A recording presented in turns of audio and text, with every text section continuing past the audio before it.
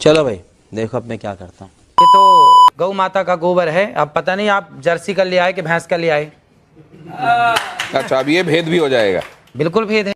अच्छा, हमको सिखा रिया है। तो आप तो इसके जानकार हैं, विशेषज्ञ हैं, आप तो देखकर बता देंगे कि किसका है। नहीं, ये सब देख के बताने की चीजें नहीं है। देसी गाय का गोबर ही शुद्ध है। लेकिन ऐसे देखकर पता नहीं चलता। नहीं, ये पता चलता है, उसके भी गुण होंगे, पर वो यहाँ पे अब कहाँ लिबर्टी ले आए हम आपके बीच में। तो ये क्या ये इसको, जैसे अगर कोई शुद्ध आपके जितना जानने वाला नहीं है, उसको शुद्ध के बारे में पता नहीं है, शुद्ध देसी आपने गाय। कहा गोबर का इस्तेमाल करो। हाँ, वो इसका इस्तेमाल क्या सौंदर्य प्रसाधन में कर सकता है? शुद्ध देसी गाय, भैंस का नहीं और जर्सी का नहीं।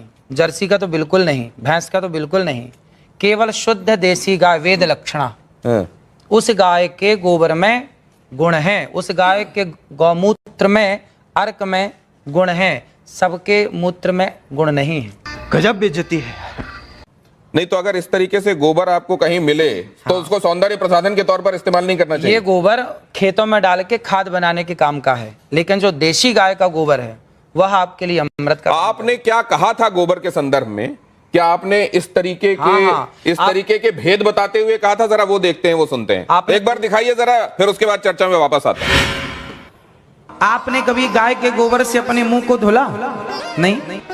केमिकल युक्त फेस वॉश आप यूज करते हैं, लेकिन शुद्ध गाय का गोबर, इस गोबर से नहाने से चमड़ी का कोई भी रोग हो, मैं गारंटी लेता हूं, चमड़ी संबंधी कोई भी रोग हो, आप गऊ के शुद्ध देसी गाय के दो गोबर से स्नान करेंगे तो आपका चमड़ी का रोग समाप्त हो जाएगा। इतनी ताकत गोबर में है।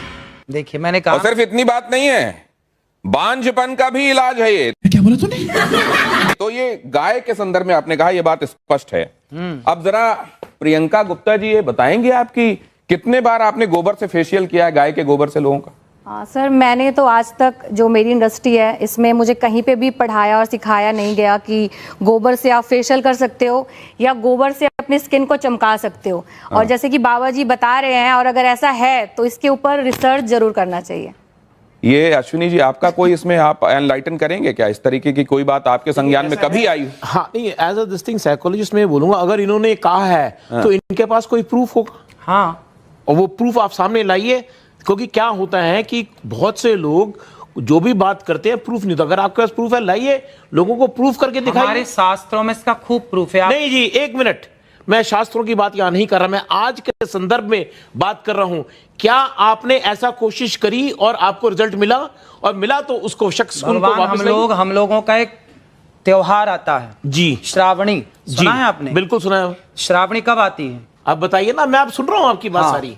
श्रावणी में हमारे यहाँ सारा समाज, ब्राह्मण समाज को ये निर्देश शास्त्रों में लिखा, श्रावणी जब होती है तो हमारे यहाँ गोबर से स्नान करने की परंपरा है। अभी श्रावणी में जो आई, उस श्रावणी में हमने खुद, हमारे हजारों ब्राह्मण सबने एक साथ। अनिरुद्धाचार्य जी, एक सेकंड उनकी, एक सेकंड। आप जो कह रहे हैं ना, गोबर का स्नान, कई बार वो किमाच नहीं होती थी जो लोगों के शरीर में लग जाती थी, उसमें नहीं, मैं क्या कह रहा हूँ, कई बार विधान है, हो सकता है श्रावणी में भी नहाते, लेकिन इसका सौंदर्य प्रसाधन के तौर पर इस्तेमाल हो सकता है। कोई एम्पेरिकल इसके लिए एविडेंसेस हैं क्या? हाँ, पढ़िए आप शास्त्रों नहीं, को। अगर अब ये कह रहे हैं शास्त्रों को नहीं, मैं शास्त्रों को आप मानेंगे नहीं। शास्त्र की बात ही कर रहे हैं आज। अरे शास्त्र नए होते नहीं, सब पुराने हैं। देखिए, ऐसा मैं शास्त्र की बात इसलिए नहीं कर रहा, नए थोड़ी होते, कोई हमने थोड़ी लिख दिया। ड्यू रिस्पेक्ट, शास्त्र में तो बहुत कुछ लिखा है, परंतु आज के संदर्भ में, आज एक मॉडर्न जमाने में, अरे क्या ये चीज होती है? चलिए इससे आगे निकलते हैं। इसका तो ये तो ठीक है कि आप चेहरे पे कुछ और लगा लेंगे, लेकिन जिनको बच्चे ही नहीं हो रहे हैं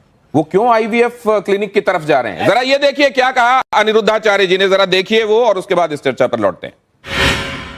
जिसको संतान नहीं होती वो गाय को गेहूं खवाए, और गेहूं जब उसके गोबर से वापस आए तो उसको धुल करके, उसे सुखा करके, उसको पीस करके, उस आटे की रोटी बनाकर भगवान को भोग लगाकर, वो रोटी खाने से संतान प्राप्ति होती है। अनिरुद्धाचार्य जी, हाँ, आप, मैं इस पे बोलूं? आपने ये किस पे एक्सपेरिमेंट किया? खुद पे, दूसरों पे देखा है? आप सही पकड़े हैं। सुनेंगे आप? हाँ।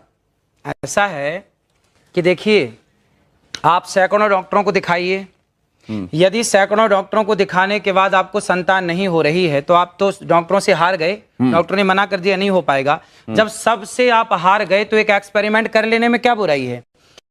बात तो सही है। आपने रघुवंशम महाकाव्य पढ़ा होगा, महर्षि कालिदास जी ने उसको लिखा है। भगवान राम के जो पूर्वज थे उनका नाम था दिलीप, उनके भी कोई संतान नहीं हो रही थी।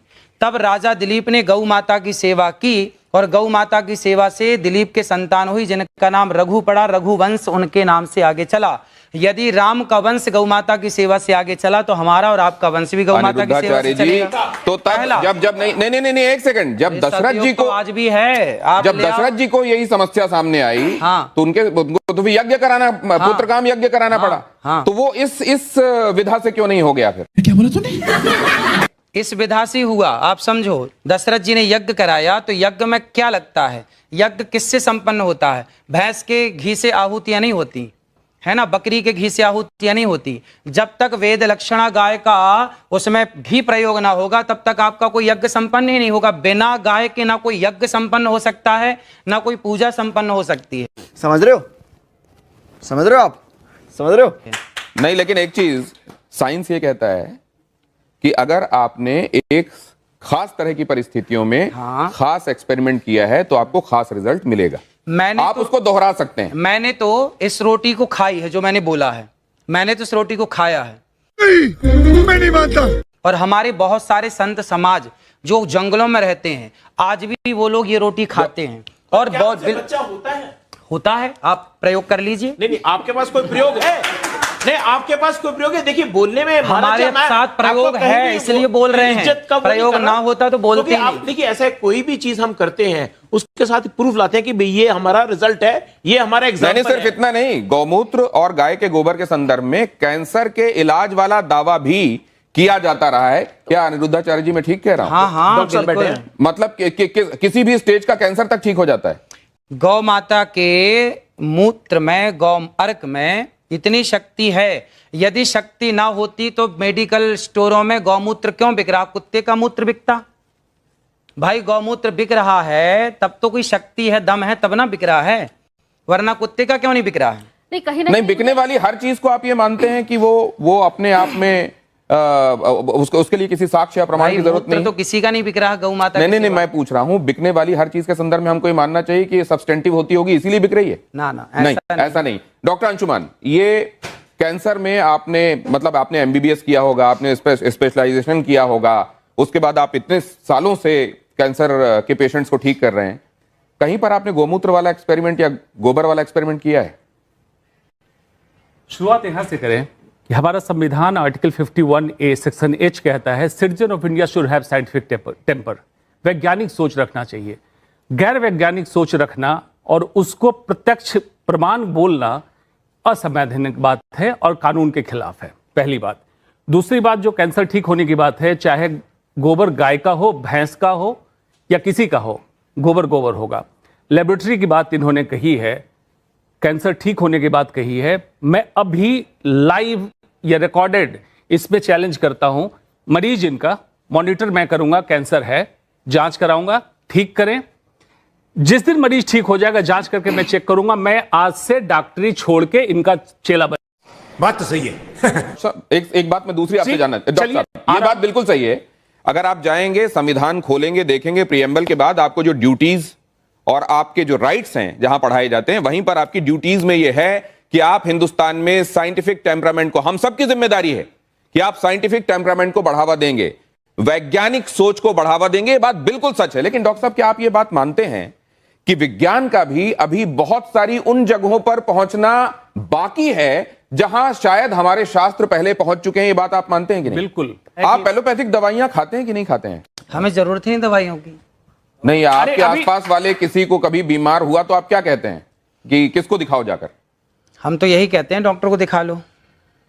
और डॉक्टर इसको मानते नहीं है जो आप कह रहे हैं। ऐसा है, देखिए, आज के 100 साल पहले तो कोई डॉक्टर नहीं था। 10,000 साल पहले सुश्रुत महर्षि, हाँ ना, आखिर आए तो वेद में ही आ गए ना। आप भी वेद में नहीं है, क्यों बात समझिए, बात की बात कर रहे हैं तो वेद में ही थे। अरे भाई, भारत का हर डॉक्टर सुश्रुत और चरक का संतान है। हाँ। भले हम मॉडर्न मेडिसिन प्रैक्टिस करें, आयुर्वेद प्रैक्टिस करें,